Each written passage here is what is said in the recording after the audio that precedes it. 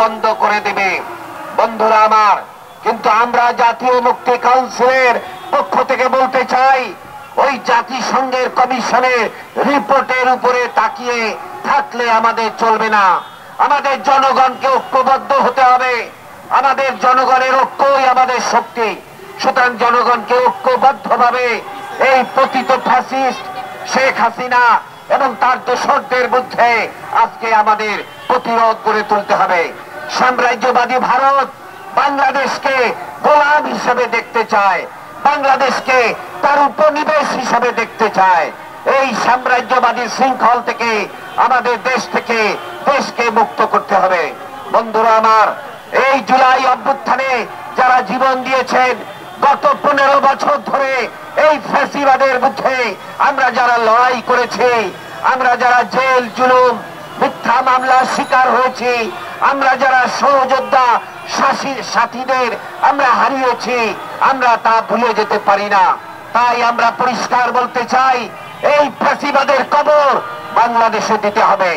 কোন ধর্মীয় ফ্যাসিবাদ, নানা ধরনের ফ্যাসিবাদ, তারা যে উকি ঝুঁকি মারছে, সেই উকি ঝুঁকি মারা বন্ধ করতে হবে। আপনারা জানেন, শেখ হাসিনা উচ্ছেদের পর ভারতের এই সাম্রাজ্যবাদী সরকার, এই হিন্দুত্ববাদী মোদী সরকার, তারা অব্যাহতভাবে প্রচার করছিল যে বাংলাদেশে হিন্দুদের উপরে, সংখ্যালঘুদের উপরে নির্যাতন হচ্ছে। আপনারা জানেন, সেই হিন্দু বৌদ্ধ খ্রিস্টান ঐক্য পরিষদ তারা একটা রিপোর্ট দিয়েছিল সরকারের কাছে যে 27 জন নিহত হয়েছেন এই সাম্প্রদায়িক পরিস্থিতিতে। কিন্তু বন্ধুরা আমার, সরকার, প্রশাসন, পুলিশ তারা তদন্ত করে দেখিয়েছে যে এগুলো কোনো সাম্প্রদায়িক ঘটনা ছিল না, এগুলো ছিল সামাজিক নানা রকম ঘটনার দ্বারা তারা নিহত হয়েছেন। বন্ধুরা আমার, এইভাবে বাংলাদেশের জনগণের ঐক্যকে বিভক্ত করার জন্য সাম্রাজ্যবাদী ভারত তারা সেখান থেকে উস্কানি দিচ্ছিল। তারা চাচ্ছিল যে বাংলাদেশে একটা সাম্প্রদায়িক দাঙ্গা হোক।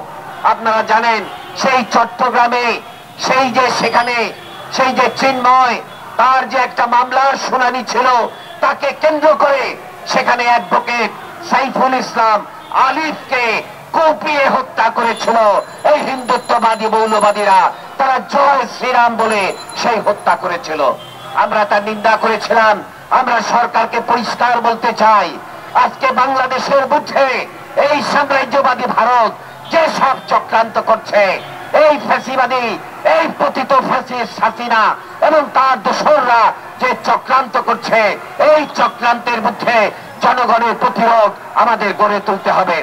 আমরা পরিষ্কার বলতে চাই, এই জুলাইয়ের অভ্যুত্থান আমাদের বাংলাদেশের জনগণের ব্রিটিশ বিরোধী সংগ্রাম, আমাদের পাকিস্তানের সেই শোষকদের বিরুদ্ধে সংগ্রাম, আমাদের মুক্তিযুদ্ধ, আমাদের ভাষা আন্দোলন, আমাদের ওই সামরিক জান্তা বিরোধী যে লড়াই, আমাদের 90-এর গণ অভ্যুত্থান, আমাদের সেই আন্দোলনের ধারাবাহিকতা হচ্ছে জুলাইয়ের অভ্যুত্থান। আমরা তাই পরিষ্কার বলতে চাই, অন্তর্বর্তীকালীন সরকারকে অবিলম্বে এই ফ্যাসিবাদের ভিত্তি তাকে নির্মূল করতে হবে। আমরা দেখছি 6 মাস হয়ে গিয়েছে, কিন্তু এই সরকার বাজারের উপরে কোনো নিয়ন্ত্রণ আনতে পারছে না। এই সিন্ডিকেট ব্যবসায়ী কারা?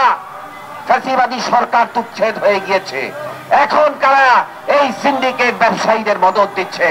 আমরা হুঁশিয়ারি করতে চাই অন্তর্বর্তীকালীন সরকারকে, অবিলম্বে সিন্ডিকেট ব্যবসায়ীদের কালো হাত ভেঙে দিতে হবে, বাজার নিয়ন্ত্রণ করতে হবে, বাজারি শোষণ বন্ধ করতে হবে।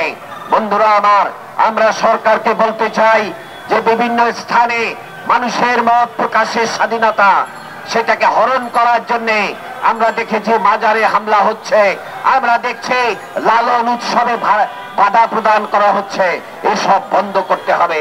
আমরা সরকারকে বলতে চাই, আমরা দেখেছি সংবাদপত্রে একজন কবি গালিব, তাকে গ্রেফতার করা হয়েছে। আমরা